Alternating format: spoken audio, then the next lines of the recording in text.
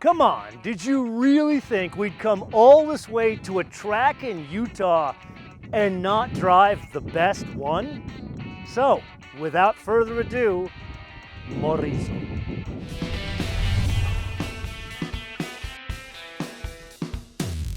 300 horsepower, 3-cylinder, gasoline, direct injected, turbocharged engine. Now, you and I have covered this in not one but two tech reviews, as well as the full first drive review of the circuit edition of this car. So what we need to do today is unpack the laundry list of changes that make up this, the Morizo. Hopefully I'm not butchering that name. The first stop would be the engine. Instead of 273 pounds of torque, it's 295 pounds of torque. That works in conjunction with different gearing of the 6-speed manual transmission. That is the only transmission on offer. Then the dampers are retuned, and the tires, they're wider. Instead of Pilot Sport 4s, they're Pilot Sport Cup 2s. Then we press on to the pièce de résistance. A company like Toyota, you think practicality. Well, these folks took a Corolla, which originally was a practical car, and they threw the back seat out. This actually was approved at a company like Toyota, and then they didn't stop there. They decided, let's put in like a small, cut down roll cage that adds like a bracing to the back, and that works in conjunction with more adhesive to keep the car together, and they have more spot welds in the Morizo over the Circuit Edition, and the Circuit Edition and Core already have more spot welds than a regular Corolla. That does have an impact on a couple of things, but not the fuel economy. 21, 28, 24 combined. Performance figures 0 to 60. Once again with these weirdo numbers. Not 499 like the Circuit Edition, it's 492, and then there's the VMAX. It's the same. Not 143, 142.9. Okay, so I kind of sandbagged you, so let's get right to it. 3,186 pounds, or depending on how you express your weights and measures, 1,445 kilograms. Most importantly, that is 100 pounds lighter than the Circuit Edition you and I have already driven. Oh yes. Oh yes, you immediately feel the torque difference.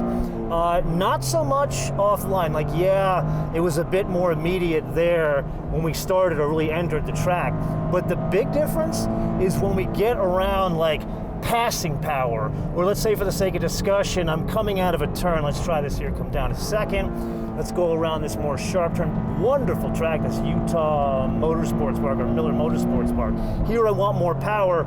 This is more immediate. I would argue this is definitely the better version of the car. I would be surprised if they hold that torque for just 200 units. My guess is they may actually bring that around in later years because it's that good. Then there's the driving dynamics, and here, this is the big difference. Remember, you and I said that the Circuit Edition, the balance, the composure, it's far in excess of what a basic framework of a Corolla should be. This is even better, and yeah, it's all the usual suspects doing that. This is much stiffer. Much stiffer. Granted, it's a function of no windows that go up and down in the back, and then there's that whole brace in the rear instead of the back seat.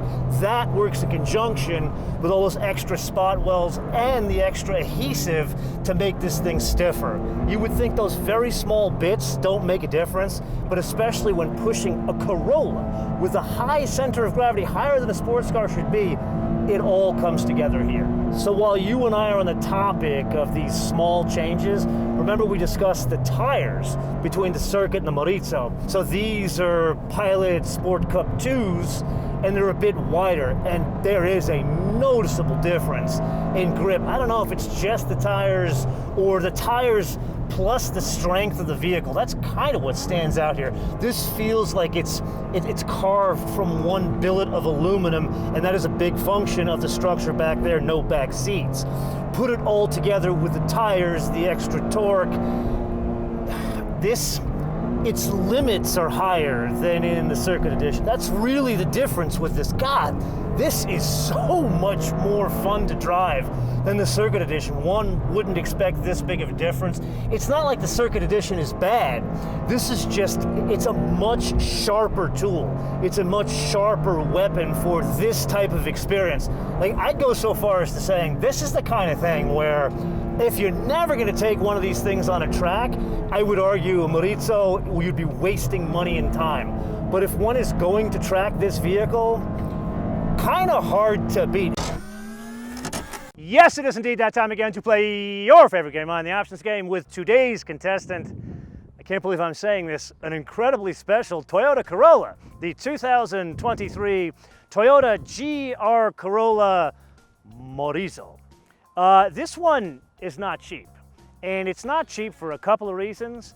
Number one, it's limited edition, and when I say limited edition, not like 8,000 units like the Core or something like 1,700 units like the Circuit Edition. They're only going to make 200 of these. So that's why you can't really bitch about $49,900, which is $14,000 more than a Core Edition of the same car. It is about $7,000 more than the Circuit Edition. In reality, this is going to be a collector's item. I don't think it'll ever go below MSRP, so that's just the reality of it. Then the only thing we can add to this is a different color paint. They have this thing called Smoke, which is like a matte gray. That is $1,645. This instead is Wind Chill Pearl, which is only on offer in the Morizo. Both colors are. So this one really doesn't have any options. It's got the destination and handling, which is $1,095, and it's made in Toyota's MotoManTV plant. Entschuldigung if I have completely butchered the name of that plant, but it's important because that's where they manufactured both the LFA as well as the A80 Supras.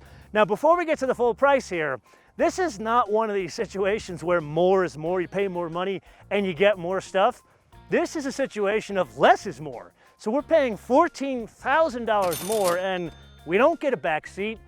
We don't get windows in the back that go up or down. And believe it or not, you only get 2 speakers in the stereo.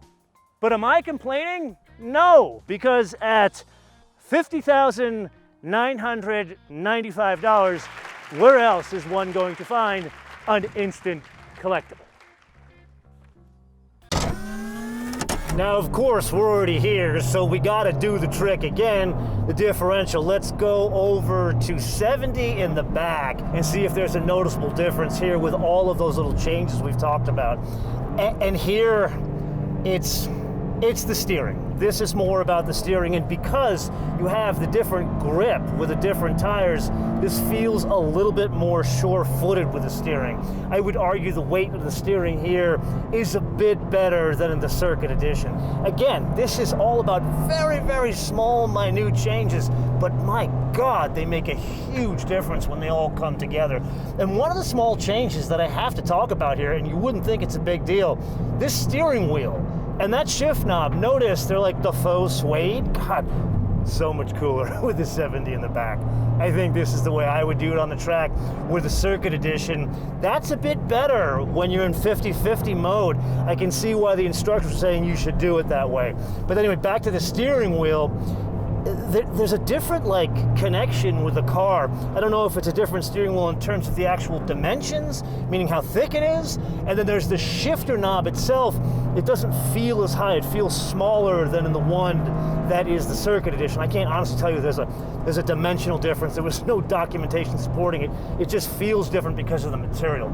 Overall, putting all of these little bits together, it's quite a thing. It's more than a thing one would expect when looking at it on paper. That's really what it's about. Okay, so you got me. I lied to you in the last episode with the GR Corolla. I said that was the best car Toyota makes. No, it isn't. This is the best car Toyota makes, even at an elevated price, which brings us to the wish list. And here I've got 2 things. Number one, the torque. It's such a huge difference in the way this thing makes power and changes the overall experience of this vehicle, where it's gotta be cascaded throughout the entire line. I know that will have an impact on the overall future value of these cars. Maybe not everything makes it to the more torque car, but that should happen in 2024 and beyond. And I'm gonna get greedy here. This is a wild car. Why gray and white? This is the only instance on the planet where a company like Toyota wants to borrow a page from Lamborghini and their color and trim people. You need weirdo neon colors. You need something like a Gulf livery blue, which Toyota does have, or some disgusting weirdo red, something that stands out that says, this is not your grandmother's Toyota. And this is one man's opinion and the point of the episode, where I turn this around to you guys to opine in the comments below, or via our social media, MotoManTV on Word, MotoManTV on Word, Facebook, Twitter, Instagram. And with that, I do want to leave you with one tidbit behind the scenes. My goal today was to give you 3 separate episodes. Actually, not today. I shot these in one day, but you saw these over different days. But sadly, the Toyota folks, they brought every grade of GR Corolla to this event, but the Core Edition, the one they had, it was a red car, probably the best car I've seen on this car. It had the Torsen limited slip differential option fitted to it, so it wasn't a huge difference between the Core and the Circuit Edition. So I hope to get one with the open diffs back in LA, and we'll try it in the canyons. Until I see you in that episode, or hopefully a sooner episode, bis später.